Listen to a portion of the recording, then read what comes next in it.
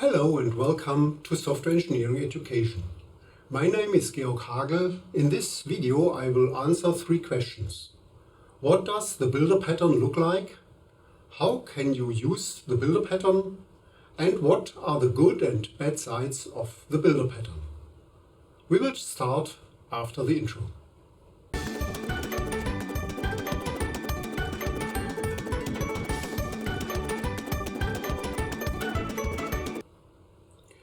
If you are wondering why you see an excavator, I'm afraid you'll have to wait. I'll only resolve the riddle at the end of the video. The builder pattern is a software design pattern. It was introduced by the authors known as the Gang of Four in their famous Design Patterns book. What design patterns are and how we describe them will be explained in another video. The builder pattern is a pattern in software design. It is a creational pattern. This means it helps us create objects. I quote the purpose of the pattern from the Gang of Four book. Separate the construction of a complex object from its representation, so that the same construction process can create different representations. Often, building complex objects is divided into steps. For this video, let's look at how addresses in different countries are formatted. Address blocks on letters or packages look different in every country. Here are some examples. You can see that the address information is the same, but each country uses a different order and format. This shows that addresses can have different fields and the order changes. Now let's build a program that creates these addresses using the builder pattern. First, we need a data object to store the address fields. Usually these fields come from a database. The class is called addressData. It contains gender, last name, first name, street, house number, postal code, city, region and country. Depending on the country, these pieces of information must be shown in different order on different lines. We have to combine these lines to show the full address. The builder pattern is helpful here because it lets us build the address step by step or line by line. We need a class called address. This will store the address as one formatted string using a formatted address member of type string. Here is a class diagram to show this. The address object needs to add lines one by one. So the class should have a method called addLine, which takes a string and adds it to the address. You see this method in the class diagram. Since we want to print the address, we also need a method getFormattedAddress to return the address string. Here is how the address class is implemented. There is one note. If we add a line break to every line with addLine, the last line will have an unwanted new line, so we leave it out. Remember, the builder pattern lets us create objects step by step. Here we want to build the address line by line. For this we create a parent class called addressBuilder. This parent class will be used to build different kinds of international addresses in its child classes. A simple address builder class may look like this. It holds the address data and has a connection to an address object it will build. The main methods in address builder are called buildLine1, buildLine2 up to buildLine6. We need 5 lines for English addresses, so the 6th is a buffer. These methods are not abstract, just empty for now.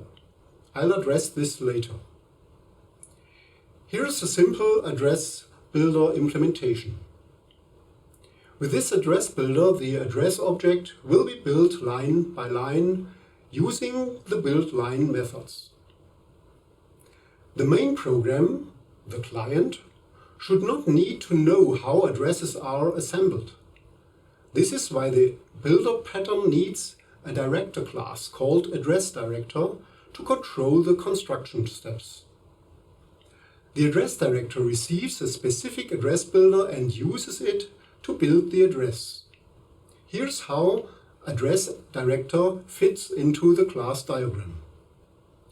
The addressDirector only needs one method, buildAddress. The code is simple. With this setup, we can now create country-specific addresses. For each country, there is a child class of address builder that defines how to build each line. Let's look at German address builder. You'll see that methods 5 and 6 are not needed in German addresses, so they are not implemented there.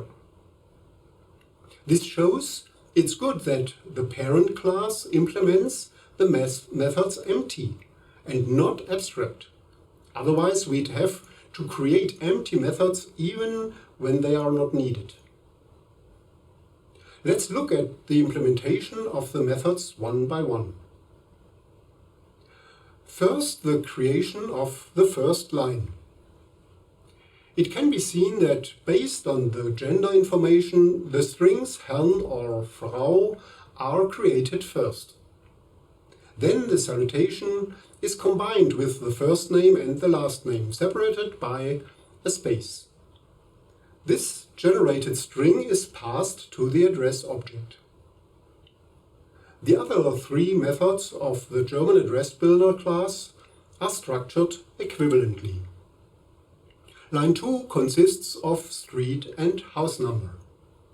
Line 3 of postal code and city. And line 4 consists of the country. You can see why addLine does not add newLine itself. Sometimes we want a new line, sometimes not. With this first country-specific builder, we can now test the program. We first create a test data object. Then we make an instance of German address builder and give it to the address director. We tell it to create an address object, and the created object is retrieved from the German address builder. For testing, the result is printed to the console. Now you can see the first address builder in action. Next, we create other variants. Take a look at the other addresses. If you compare them with the formatting of the German address, you see that some lines are the same for different countries. These shared parts are color-coded. It makes sense to implement this common structure only once. With the builder pattern, we can put common steps, the default, into the parent class.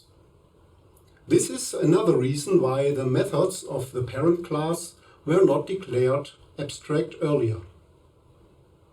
The implementation of the method buildLine2 of the address builder class now looks as follows. For most addresses, line 2 is house number, then street, except in Germany, where it's street, then house number. Only in the German formatting we have first the street and then the house number. Therefore, the construction of this line has been implemented in address builder. So the method buildLine2 in the classes US address builder, French address builder and GB address builder does not need to be overridden. The same logic applies to line 4. Most countries use the country as line 4. But English addresses use the zip code. So buildLine 4 also goes in address builder and is overridden in the English address builder. Line 1 is a little more complicated. First name comes before last name, but the title salutation changes. Please pause the video and think how you would do this. Write your idea in the comments.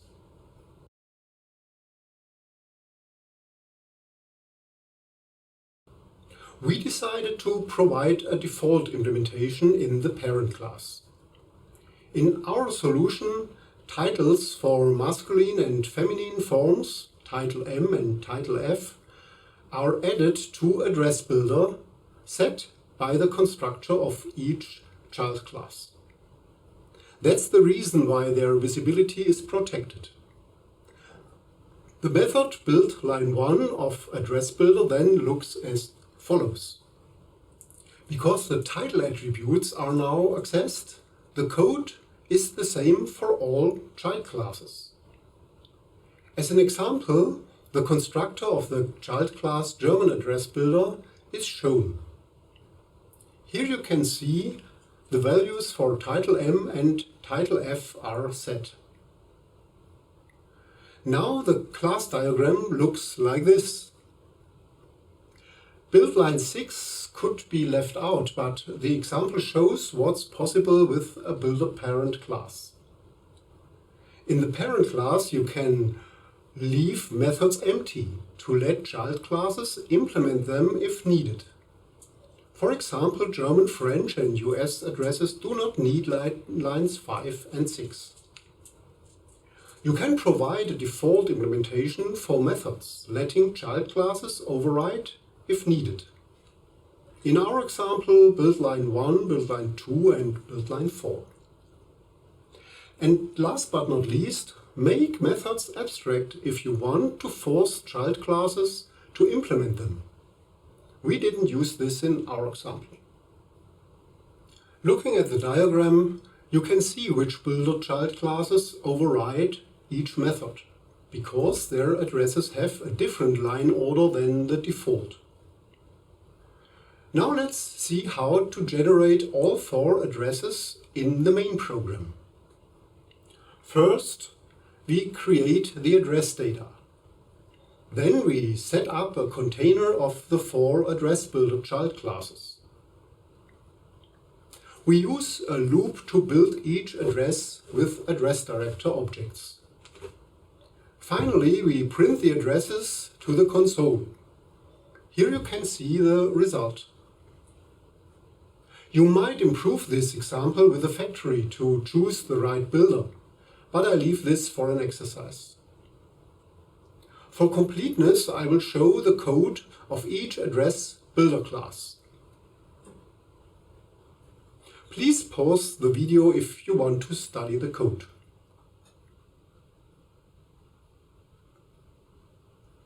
The code shown here can be found in my Git repository SwegEd/builder.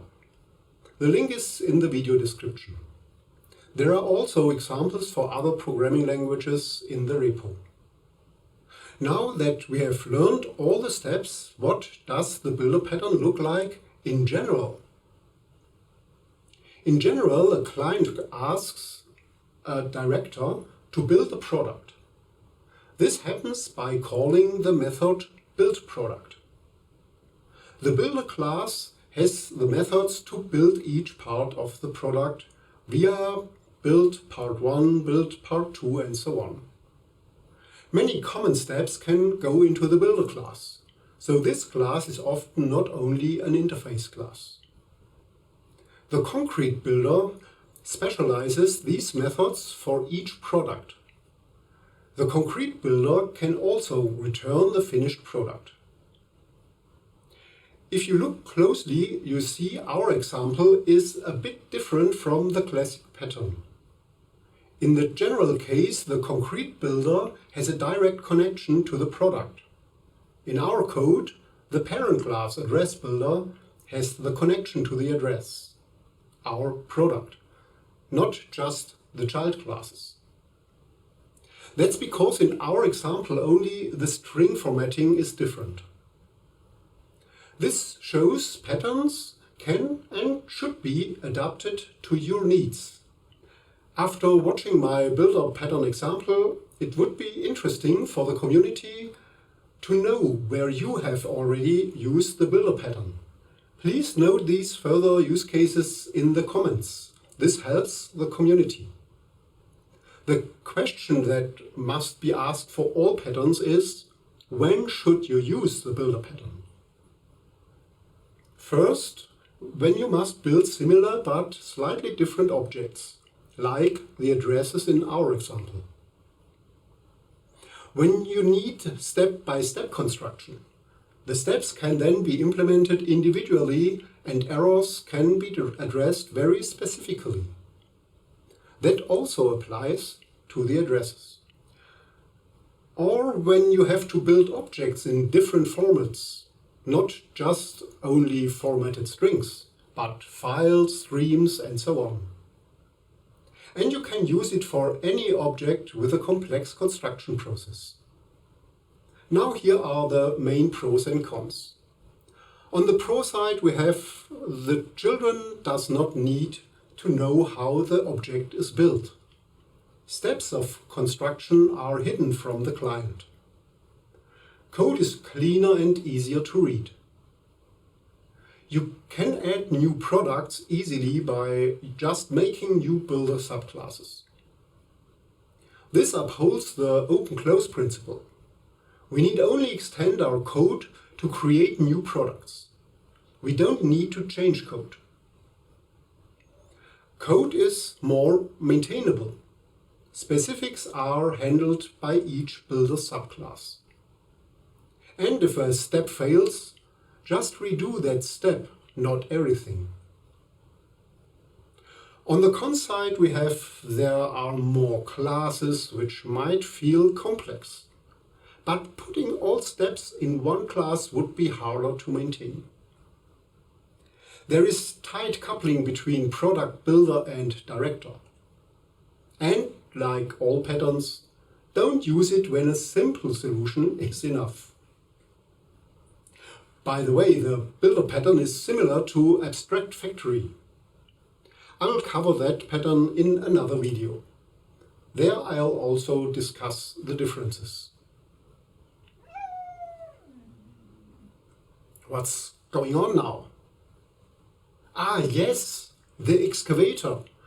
I almost forgot. Let's look at road construction. To lay cables or pipes, there are several steps that must be done, often in a specific order. The steps differ slightly depending on what's laid. First you choose the location. Then you dig. Sometimes you add walls for safety. You lay pipes or cables. Then you fill the pit, compact the earth, fix the surface and document the work. This is another example of the builder pattern.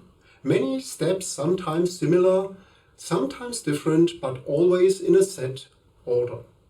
In this video you saw how the builder pattern works, how to use it and what its pros and cons are.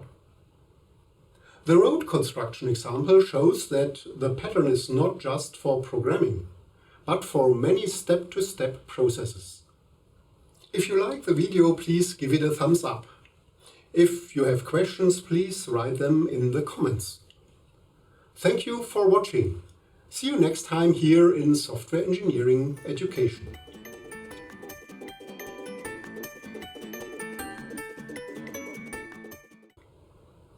Separate the construction of a complex object from its representation, so that the same representation First we need a data object to store the address fields. Usually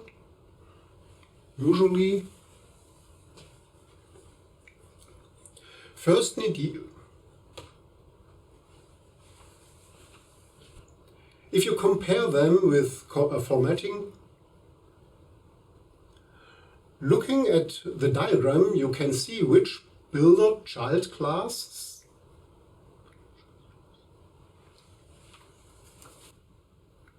First, you choose the location. Thank you for watching.